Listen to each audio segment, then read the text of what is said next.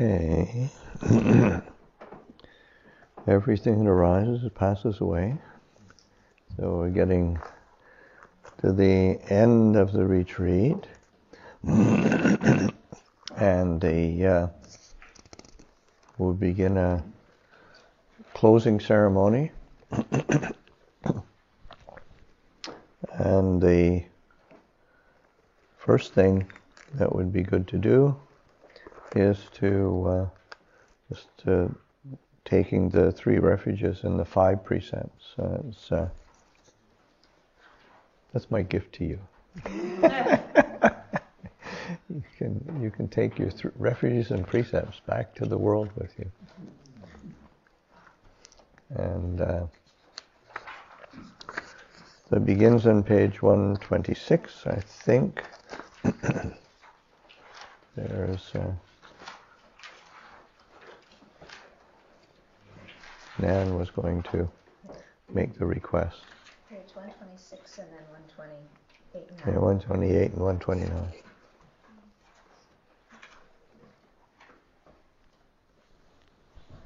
Mayam bante tisaranena saha pancha silani yajama tutiyampi mayam bante tisaranena saha pancha silani yajama tatiyampi mayam bante tisaranena saha pancha silani yajama.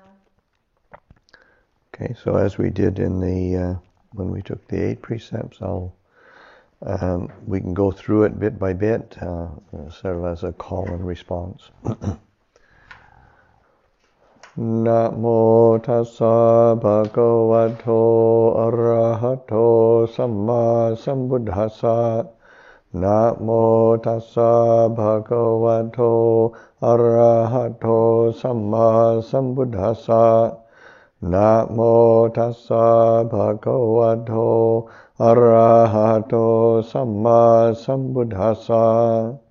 Namo tassa bhagavato arahato samma sambuddhassa. Namo tassa bhagavato arahato samma sambuddhassa. Namo tassa bhagavato arahato samma sambuddhassa. Buddhaṃ saranang gacchāmi. Buddhaṃ saranang gacchāmi. Dhammaṃ saranang gacchāmi. Dhammam saranam gacchāmi. Sangham saranang gacchāmi. Sangham saranam gacchāmi. Dutiyampi buddhaṃ saranang gacchāmi. Dutiyampi buddhaṃ saranam gacchāmi. Dutiyampi dhammaṃ saranang gacchāmi.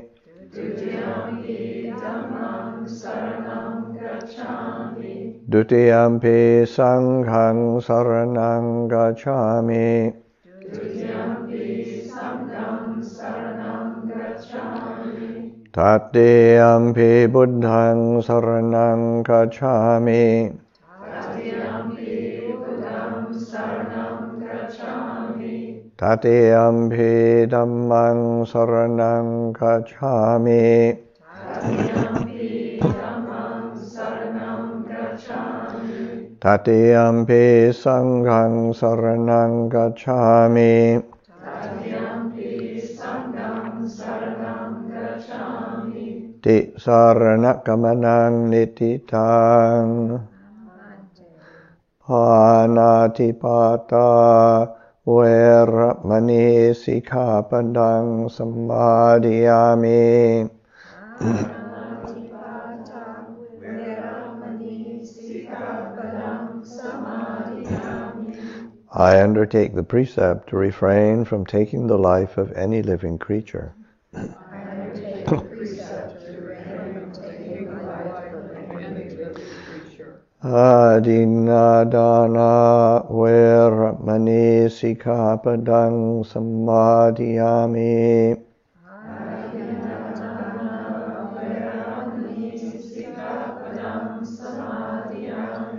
I undertake the precept to refrain from taking that which is not given. I undertake the precept to refrain from taking that which is not given. Kame sumichachara veramani sikkhapadang samadhiyami.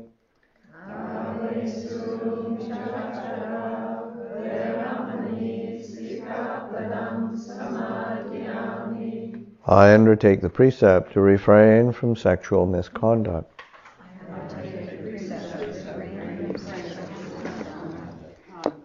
Musawada veramani sikkhapadang samadhiyami.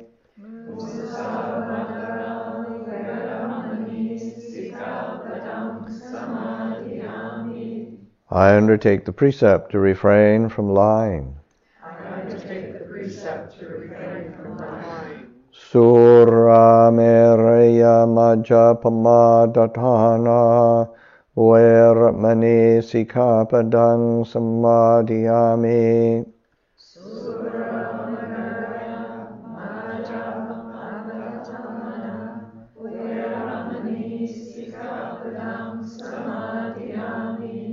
I undertake the precept to refrain from consuming intoxicating drink and drugs which lead to carelessness. I undertake the precept to refrain from consuming intoxicating drink and drugs which lead to carelessness. Imani pancha sikkhapadani silena sugatinyati silena bhoga sambada. Silena nibbutiyanti tasma silang visogaye. Sadhu, sadhu, sadhu.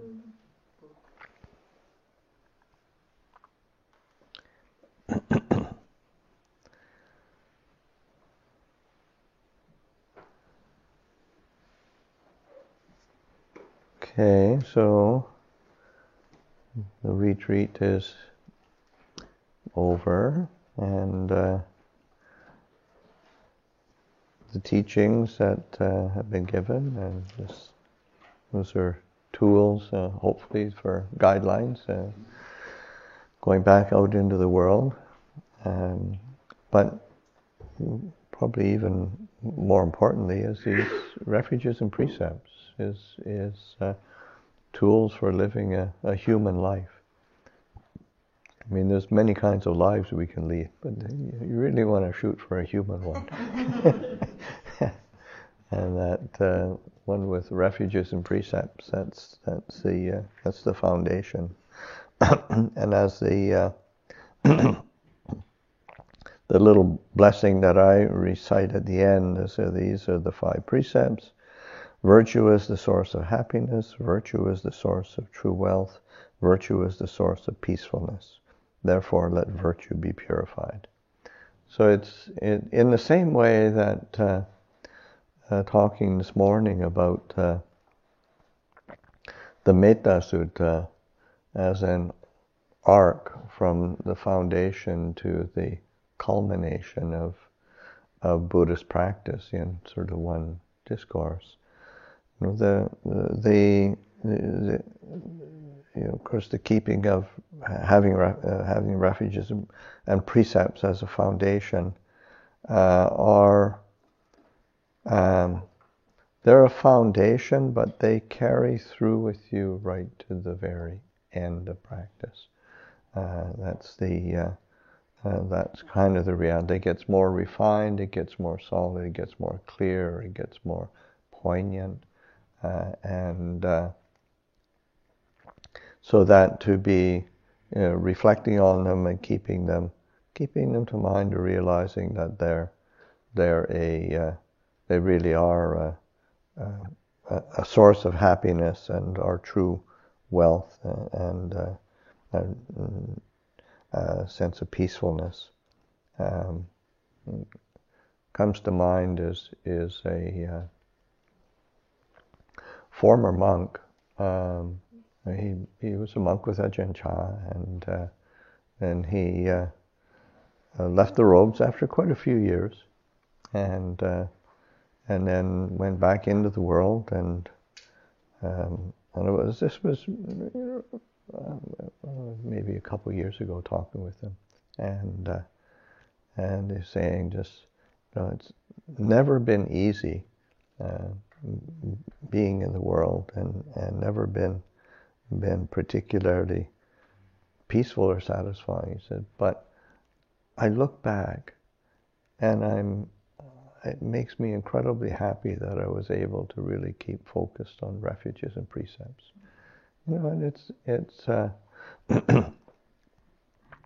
again just a source of of our well-being, and it's when we have that well-being that we can really settle the mind, refine the mind, liberate the mind, because we need a foundation to relinquish.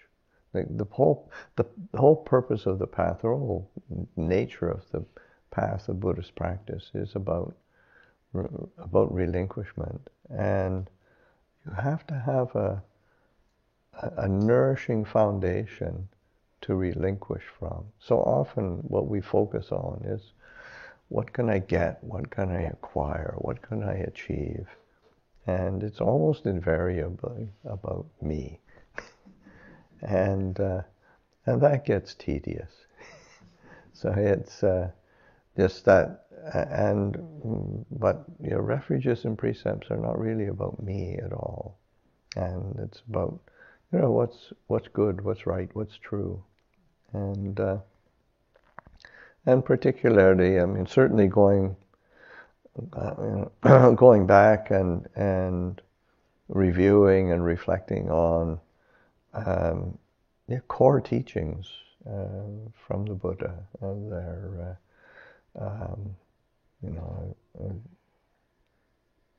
There's it's a great book that Bhikkhu Bodhi put together. And of course I can't read it. The name is slipping my mind right now. In the Buddha's Words. That's a great compilation. Now there's a new book that he's done that's just recently come out. That is also core teachings, and those are really important, or to get a sense of the Buddha's life. There's a very old book, The Life of the Buddha, Nyanamoli, but to me it's a classic. It's the Buddha's life, but mostly in his words, and there's almost no commentarial kind of proofra around it. It's from the suttas and from the Vinaya. So it's quite so getting that feel for the words of the Buddha, and that it's a particular flavor that needs to be. You have to acquire a taste for it, because it's not immediately compelling. It's not a novel. It's not a kind of a series of some sort.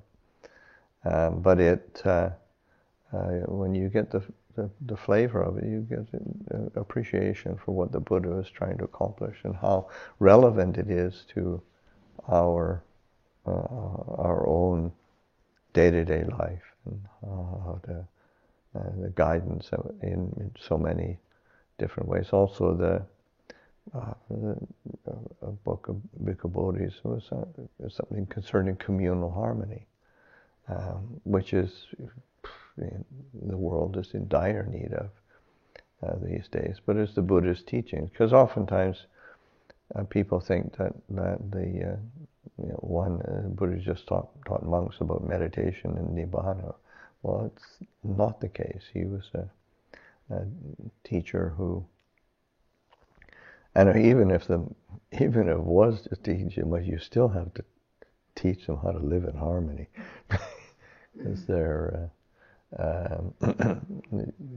human beings. We're a contentious lot, and need some guidance and structure around it. But that is giving attention to that. It's really, really, really important, really helpful. I'm thinking something that always comes to my mind when reflecting on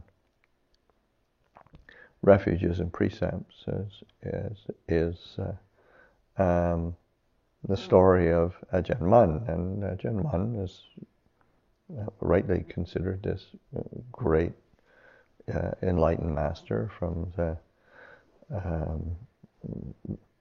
late 19th century into the 20th century. Extremely reinvigorated, breathed life back into the practice of Buddhism, both for the monastic world and the lay world in Thailand. And of course is still very revered today. And in his recounting of, or in the recounting of his awakening experience, he practiced. He was very austere. He was very committed to practice, and he practiced for years and years. But on the kind of his response to his liberating insight and the feeling of freedom, done the work that needed to be done, was just he started bowing, just bowing out of gratitude to Buddha, to Dhamma, to Sangha, and over and over and over again, just out of just tremendous joy and gratitude. And that's that's really powerful to reflect in that way, just that sense of, because also that's that is oftentimes people ask, how do I tell if I'm progressing on the path? How do I tell if I'm getting ahead? And one of the main kind of characteristics or distinguishing features of progressing on this path is that there's gratitude. And it's not some dazzling capability of being able to touch your friends and enlighten them too. It's just tremendous gratitude, and that's it's a very human quality, and I think that's what this practice of Dhamma is to it is liberating. It frees us from the world, but it's also it makes us truly human. So to be attentive and alert to how to do that, and then how to how do I keep up this practice, and association with good friends in Dhamma is essential.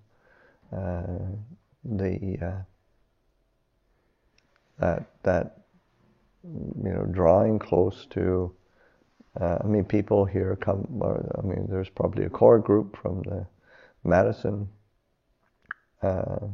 Insight, but it's like you've got a ground, you've got a home, you've got spiritual friendships, you've got structures that you can be plugging into. But for those who are further afield, then it's something to not overlook.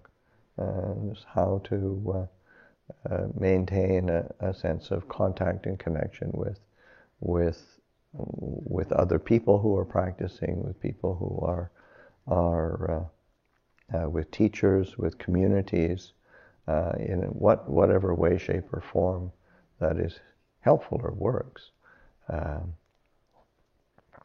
it doesn't have to be in a sort of Theravada tradition or Insight tradition or whatever.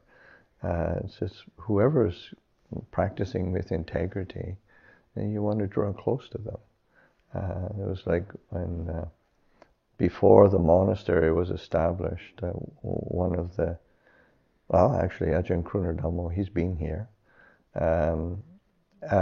He was a layman practicing in Seattle, and the group there was kind of fractious and not very together, and he was Ajahn, or at that time Tong was pouring out his lamentations to Ajahn Amaro, who was visiting on one of his annual visits at that point, and then just expressing his frustration and what should I do? And Ajahn Krunadhammo said, well, why don't you go practice with Thupten Chodron? I said, but she's Tibetan. So it doesn't matter. She's a good teacher, and she holds a really high standard of conduct for her students. See? So, and then he was always very grateful for that advice. It wasn't his first option. He was sort of, okay, I got to keep it in this little box, but the box is always, practicing well, practicing with integrity, practicing insightfully, practicing directly, so that that's what we need to aspire to. But it's also trying to draw close to others who are doing the same thing, and it is a tremendous support. And that, and you see throughout the Buddha's teachings over and over again how the Buddha talks about there's external supports and internal supports. There's internal work and external work we need to be doing, and you can't just. It's not just this is not a mind-only school. It's you have to have the support, but also figure out how to get along in the external world. There's a discourse where Sariputta is asked, what are the supports for stream entry? And of course, that's in terms of a goal for any kind of a Buddhist, whether one is monastic or lay. Yeah, stream entry is a point of really pulling away from the stream of the world, and one's liberation is assured. There's still work to do, but one's accomplished a huge amount. And the Buddha, Sariputta, points to 4 things that need to be attended to. One is the association with noble beings. Sapurisa Sangseva says noble beings in the sense of people, those with integrity, those who are truly good people. And the next quality the Buddha points to is Saddhamma Samarata, hearing the true teachings. Figuring out. Nowadays, of course, you've got access to the internet, and there's so many teachings available, and it's important to pay attention to what is a good teaching. There's lots and lots of really good teachings available. It's always good to see somebody in person if possible, but hearing the good teaching, it's just, again, it's about human connection. So that, but it certainly is one of the benefits of the internet, of this. There's that availability of contact and connection. I'd say, as is we've got about the equal amount of people who here on in person and people who are online who are following the retreat and the practice.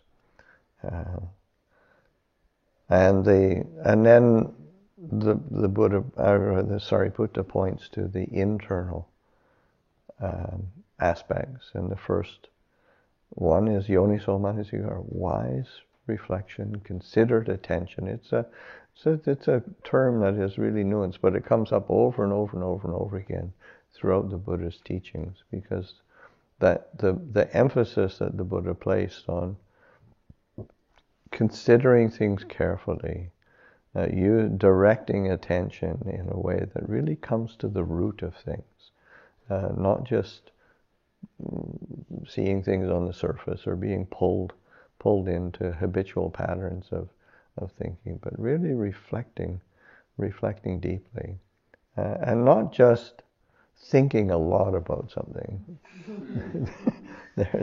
there's if you want to go for quality rather than quantity. But yoniso manasikara is really important. Quality. And then the last quality that Sariputta points to is in Pali, Dhammanudhamma Patipata. So practicing Dhamma in accordance with Dhamma. And that's because there's lots of kinds of Dhamma practice out there. But is it really in accordance with Dhamma? I mean, there's lots that isn't. What is it that's according to the teachings? What's according to the kind of the essence of the time? What is according to traditions? What are, because that's so practicing Dhamma in accordance with Dhamma, really trying to kind of ferret out. Also, another aspect is within the language of it. It's like practicing Dhamma in a way that one's putting the little Dhammas in the big Dhammas. It's like getting your ducks in a row, so that you're not just okay. I don't want to mess with that sort of generosity stuff. I don't want to deal with those precepts and rules. I just want to meditate and get enlightened. They say, well, no, let's get these little this dhamma patibhata sort of. Let's just get the sequence sort of, which doesn't mean that it's literally kind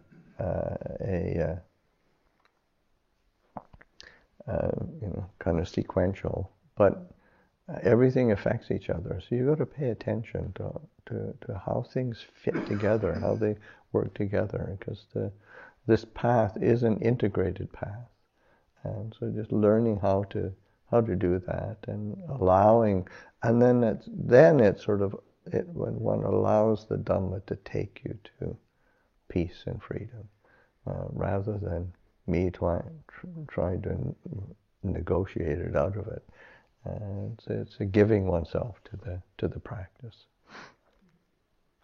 So those are some reflections to take with you. I've enjoyed being here with you all. You've all been very diligent. So sadhu, sadhu, sadhu.